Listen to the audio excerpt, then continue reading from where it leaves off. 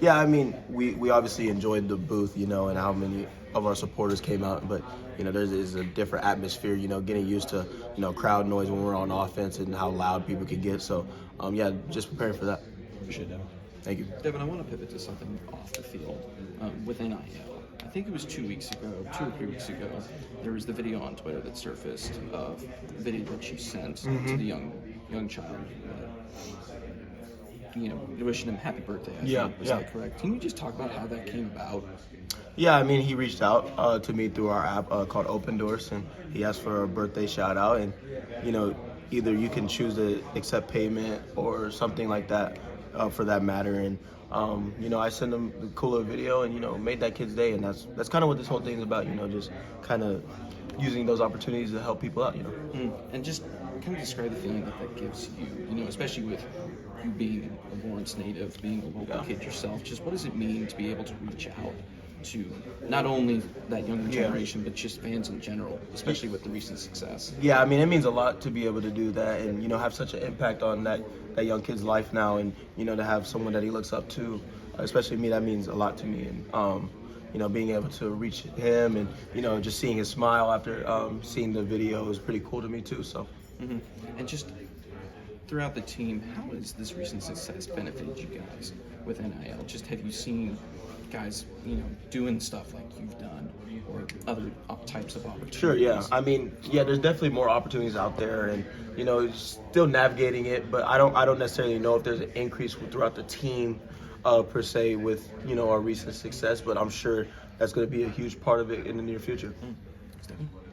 Devin, with Jason, I know the offense doesn't change a whole lot, but what is the biggest difference of knowing that he can be the guy going into the week? Yeah, I mean, I don't think we've missed a beat, and that's kind of why Jason's been preparing the way he's been preparing, all through camp, all through the season, and it's a football game, so there can be bang-ups, some injuries and stuff like that. So for him to be prepared means a lot, and we're just getting ready to rumble. Did you guys ever, maybe I should ask you individually, not you as a whole team, but we talked a lot about, like, are they going to move him to receiver in the offseason? Did you ever wonder that yourself with Bean? I kind of knew they weren't going to. I mean, literally for this type of case, it can happen to anyone.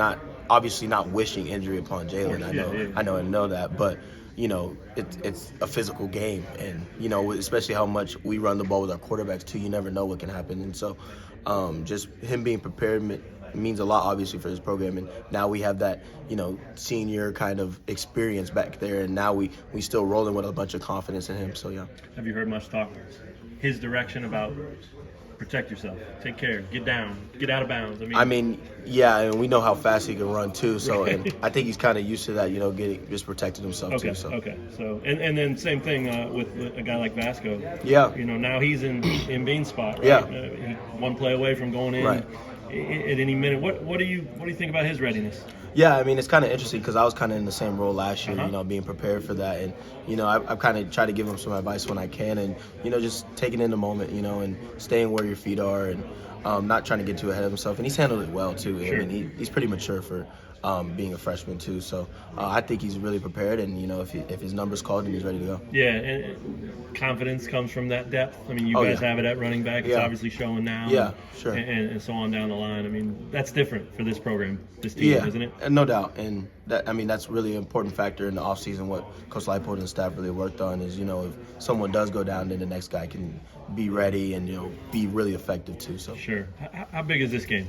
It's a big game, especially coming back from a loss. And, we're going to see how well we respond. And as an offensive unit, we need to execute better this week. So I'm excited for that opportunity as well. You guys showed a lot last year, week after week after week, loss after loss, right, that you could respond. Yeah. You flushed last week, move forward. Yep.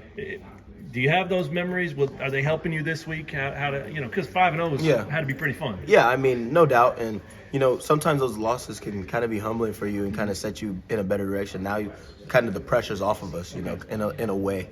And you obviously don't want to lose games, but now that we did experience that, we kind of set back, stay where our feet are, and we're ready to go execute again. And the biggest advantage from success on the road that you've had already? I mean, you've been at home a while. I know that you do have those memories of back-to-back road wins. And no doubt. How much can that help you this week? Yeah, it can help us a lot. And, I think we're kind of used to playing in those type of crazy atmospheres. We've played in some great atmospheres so far this year. So I think we're ready to handle whatever is thrown our way.